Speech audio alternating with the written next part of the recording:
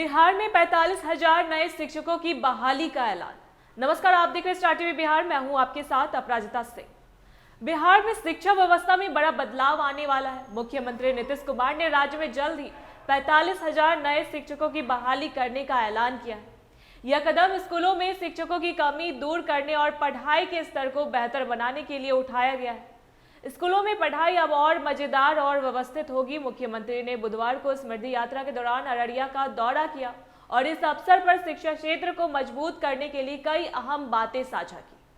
उन्होंने बताया कि पहले राज्य में शिक्षकों की संख्या काफी कम थी, जिससे स्कूलों में पढ़ाई प्रभावित होती थी।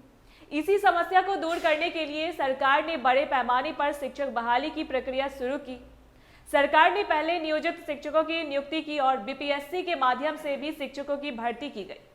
आज बिहार में सरकारी शिक्षकों की संख्या बढ़कर 5,24,000 से अधिक हो गई है।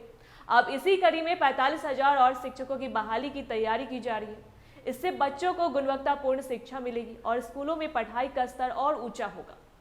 मुख्यमंत्री ने बालिका शिक्षा पर जोर देने की बात की। उन्होंने कहा कि 2006 से सरकार ने छात्राओं के लिए कई योजनाएं शुरू की, जैसे साइकिल और अन्य सुविधाएं। इन योजनाओं के कारण स्कूलों में लड़कियों की संख्या तेजी से बढ़ी और अब शिक्षा का वातावरण और बेहतर हुआ है।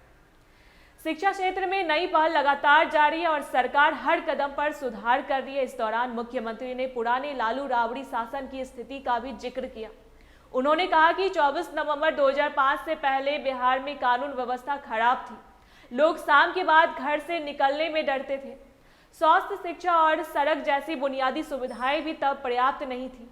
इसके उलट उनकी सरकार ने इन क्षेत्रों में लगातार काम किया और स्थिति को बेहतर बनाया।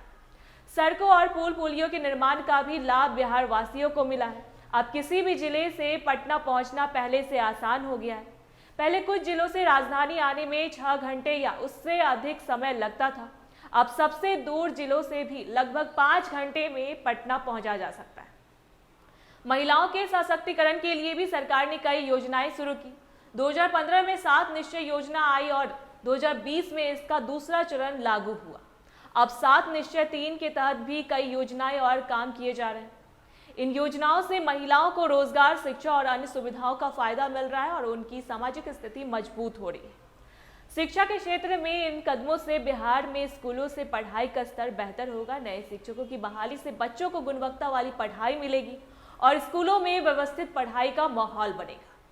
सरकार की यह पहल न केवल शिक्षकों की कमी को दूर करेगी, बल्कि बालिका शिक्षा और महिलाओं के सशक्तिकरण को भी बढ़ावा देगी। इस ऐलान से राज्य के सभी नागरिकों में शिक्षा को लेकर उम्मीद बढ़ी है। मुख्यमंत्री ने यह साफ कर दिया है कि उनकी प्राथमिकता हमेशा शिक्षा, स्वास्थ्य और आधारभूत संरचनाओं को मजबूत करना रहा है।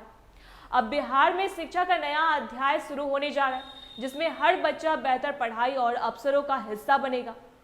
नए शिक्षकों की बहाली से स्कूलों में पढ़ाई मजेदार और प्रभावी होगी। बालिकाओं की शिक्षा पर जोर देने से उनका भविष्य मजबूत होगा।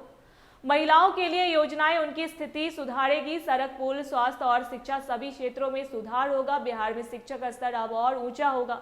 सरकार की नई पहल बच्चों को गुणवत्तापूर्ण शिक्षा देगी। शिक्षक शॉर्टेज खत्म होगा और स्कूलों में पढ़ाई का माहौल मजेदार और व्यवस्थित होगा। बालिकाओं की संख्या बढ़ेगी और महिलाओं के सशक्तिकरण में भी तेजी आएगी। इस ऐलान के साथ बिहार में शिक्षा का नया दौर शुरू हो गया।